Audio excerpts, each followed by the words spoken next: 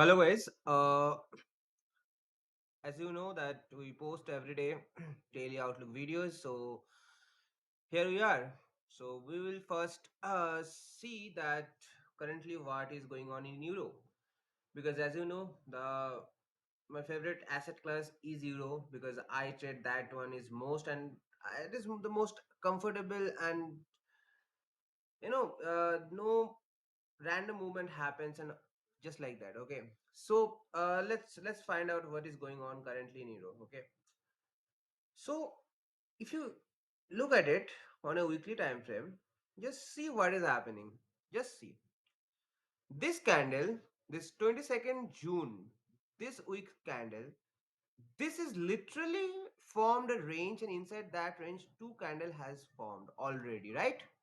So now what we are interested in is that this candle is forming, right? So on a weekly time frame, we are not having some one-sided bias as of now, right? And because of that, whatever movements will occur here, expect that to be short-lived. Okay, first of all, that is the thing. Second thing is that if you go to daily, here you can see that this is our daily low, right? This is a daily low. So as you know, this is the daily low. So we are not, we as I have said multiple times previously, that we can't short at the lows and long at the highs, right? We can't do that. So by default we will be long right here. Right here, whenever price is taking this liquidity pool, as of now we are long, we are not short. Our bias is bullish. Okay, but even after that, if you notice that this 2nd July candle, right, and after that, one, two, three, four, five, six candle on a daily time frame formed inside a daily candle, and that is 2nd July candle. That means that we are creating here a massive amount of liquidity. Okay, a massive amount of liquidity. And as you all know that tomorrow is CPI, so expect one of the one side of the liquidity curve. Okay, like this is the like if you consider these two candles, right, 1st and 2nd July candle on daily, you will see that this is, let's put in a different color. Okay, and this is the range, right? This two candle has formed, and inside that range we have here six candles, right? So this has, like, that's the reason why there is not been any clear movement recently, right? And we know that there is this fair value gap on weekly, and then we have this range on daily, right? So there is a chance that tomorrow CPI somehow price it's a bullish price action currently, right? Currently we are bullish on euro, as long as price is taking out this low, right? So we can expect price to short show a movement like this. Okay, like till the CPI we are expecting something like this, because if price closes the way it is forming right now, we are pretty much bullish. So I will discuss that tomorrow, but as of now, yes, we are bullish. So now if you go to 4 hour, you will again see that, you know, this is the candle, and this has, I explained multiple times, as price is there since a long time. And one thing is this, that this gap, right, this gap is a new week opening gap. Okay, and this gap is of how much? This gap is of uh, 16 pips, so not really significant right now, and that makes this week very high probable. Okay, so see, this is two candles. So in 4 hour we are not even doing anything. Okay, as of now we can't see anything on 4 hour. So if you see, this is a 1 hour thing. Okay, so once we have this 1 hour thing, what we can see here is that price showed here, if taking out this low, this is a turtle soup, right? So then price showed a movement. So what am I expecting as of now? Am I As of now I'm expecting one of the two things. Okay, that this is also a high, you cannot rule out this high too. Okay, so this is a high, this is a low, and then again this is a low. So I am expecting as of now one of this liquidities, like either this sell side liquidity, hourly sell side liquidity, or if this fails, then this hourly sell side liquidity, okay. Or in the reverse case situation, if its price is interested in going bearish for now, then what we can expect, that we can expect price to go here taking out this high and then come down, okay. And you can say that, you know what, you said that this is not a bullish price, this is a bullish price action, this is not a bearish price action, we can't be, we can't be bearish in a low, right? But why am I being bearish here? See, I'm not being bearish like, price will take out this high and then go like 100 pips from this point in downwards. I'm not saying such things, okay. What I'm saying here is that price has formed a range, okay. Price has formed different types of liquidity points, one two, we can, as of now we can see two sell sides and one buy sides. So in case price takes out either of these two sides, then price will immediately target for the opposite side of the liquidity, and that's exactly how price function, whether you call it a CRT, whether you call it a range trading, whether you call it a new week opening gap trading, whatever it is, ultimately it is the taking out liquidity in one side and taking and then reaching for the another, okay. That's it. So as of now we are interested like how price behaves in these three liquidity points, and then we will find out how it actually goes. And as usual, we if I get anything trade or dip, which is like, that I'm damn sure that this high or low will not be taken and then price will go in one sided direction, I'll post all those things, all those trades, live trades on Telegram, so don't worry about that. Just keep on tracking this market, and as of now this is the thing, okay. And also the thing is this, that if price takes out this high, that doesn't mean that price will automatically go for this. If it takes out this high and then shows signs that, I am interested in going bearish, then only you can short the market. Otherwise, if like price is directly going like, price is directly going that in this direction, not doing matlab, there is just no sign of bearishness, and you cannot just go and simply short there. So that's what I am trying to say. Now let's go for BTC. What's going on BTC? Let's see, okay. Let's see what is going on BTC.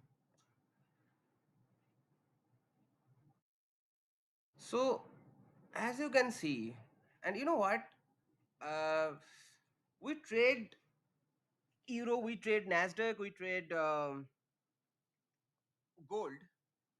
Those asset classes have much more like BTC, Ethereum, this type of cryptocurrencies. They work on a higher time frame cycle, they are prone to work on a higher time frame cycle rather than on a lower time frame cycle, and that is the reason why you get this 1 2 3 4 5 6 weeks of consolidation almost in a range, and then suddenly this move happened and then consolidated. And see here also, it is like just going up, bit of retracement, and then just it went up with some 1 2 3 4 5 6 candles, and then came out with the two candles, three candles. So this is the reason I say that BTC works on a higher time frame, okay. So that is the reason, you don't get the good trades on a daily basis in BTC. Yeah, people may say you have find out 1 minute trades, but I don't like 1 minute trades. And if you're someone who is like interested in 1 minute trades, that's a different story. But I don't trade 1 minute, I don't like 1 minute trades because it's very risky. And can you trade 1 minute? Yes, but again, like you cannot when you have a big account, you cannot trade 1 minute because uh, it has slippage issues, it has a lot of other issues, okay. You have to take very quick decision and all. So I don't trade. If you are if you are comfortable with 1 minute, then you can, it's a different story. But yeah, so let's go for this BTC analysis, okay. What is going on currently? As you can see that price has closed below this high, so that makes it bearish kind of. It's true, but we need more confluences, okay. See, this is a good thing to support that bearish bias. On a weekly we had the bearish bias.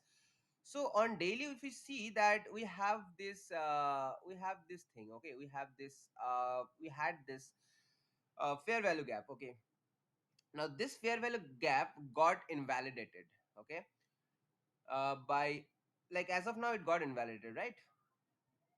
So even to make it trade inside this fair value gap, you have to wait till the end of the day. So we, as of now, will not talk about that. Okay, and we have this liquidity, we have this sell side liquidity which you can target for in case we are bearish, right? We have this sell side liquidities which you can target for. So let's go for a 4 hour chart. Okay, what is happening on 4 hours? See, that's the thing here. On 4 hour, price has showed a kind of thing, and this is also a gap. Let's put it in a different color. So which got invalidated, right? And you have can see that price taken out this liquidity right here. So as of now, am I bearish and bullish on BTC? I don't know honestly, because this price action, like, I would have comfortably said that, you know what, price is bearish if price has taken out this high. Now you'll say that, we can have a SMT. So let's check Ethereum. What is happening on Ethereum? And yes, we have a SMT right here. Like, price has taken out all these highs, right? Price has taken out all these highs which Bitcoin didn't. So we have this in Ethereum. So that is the reason now I can say, well, I am a bit bearish on BTC because of those reasons. But wait until more levels. Okay, like, I am not bullish here. Price may come in this liquidity point. This is a 4 hour liquidity point. Then it may come like this.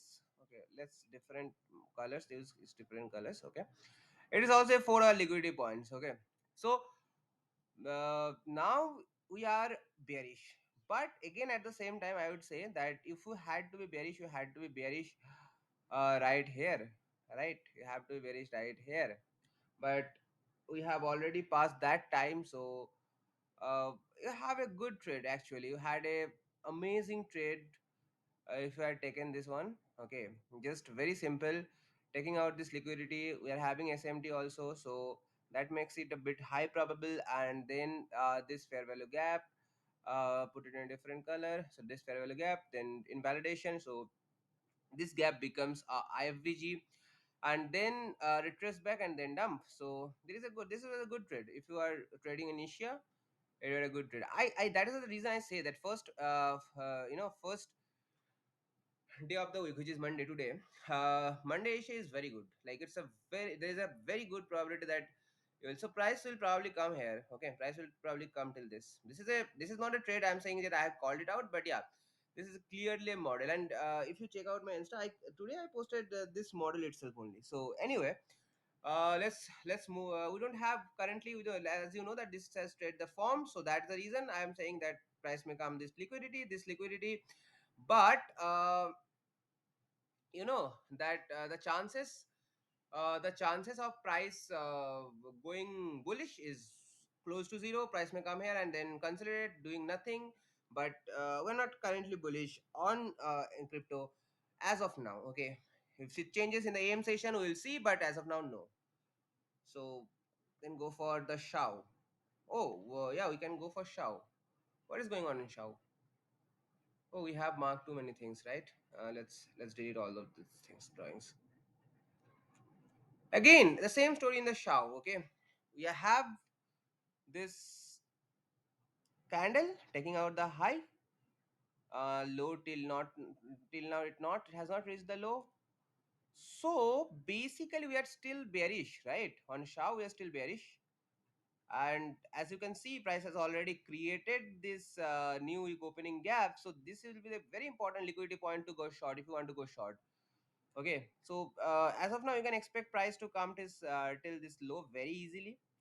It may come like this way directly, or it may create a tap in the New York opening gap and then come here. So overall, price is bearish on Shao. Okay, I'm not really bullish because as you can see, price, yeah, I called this here I called, like, there is a possibility of bullish move, but then when it failed and then it created a big move downwards, then I was not, when even when this bullish movement was happening, I was not really bullish on Shao, to be very honest.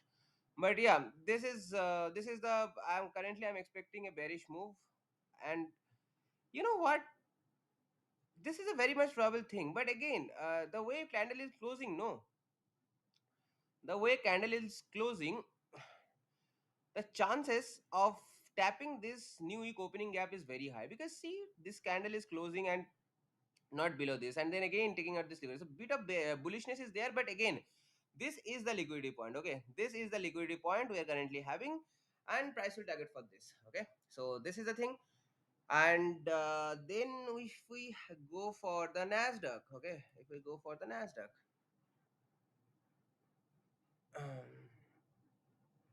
what is happening right now? Nasdaq is kind of consolidating since like like since like May. It's consolidating in the same range almost. But yeah, we'll find out trades, don't worry about that. As of now, I don't really have any bias on Nasdaq, to be honest, because people will say, well, this is a breaker and all that thing. No, this is not a good breaker, first of all. And I don't know. I am not, because whenever this type of move happens, no, whenever like this one-sided one type of candle starts forming, and as you know that recently the Iran war has kind of restarted, and all these things, geopolitical events are happening. So as of now, I am not having any bias on Nasdaq, to be very honest. Okay, because I will wait for more candle formation for finding out the liquid, and that is also the part of trading where you have to wait for the things which you want to see in the market. You have to wait for those things to occur, because just because there is the market is open, and you want to trade because everybody wants to trade. So you cannot just put on blind trades like that. Okay, so this is Nasdaq. I really don't. I'm not finding anything on ENQ. So let's go for S&P 500. Okay, what is going on S&P 500?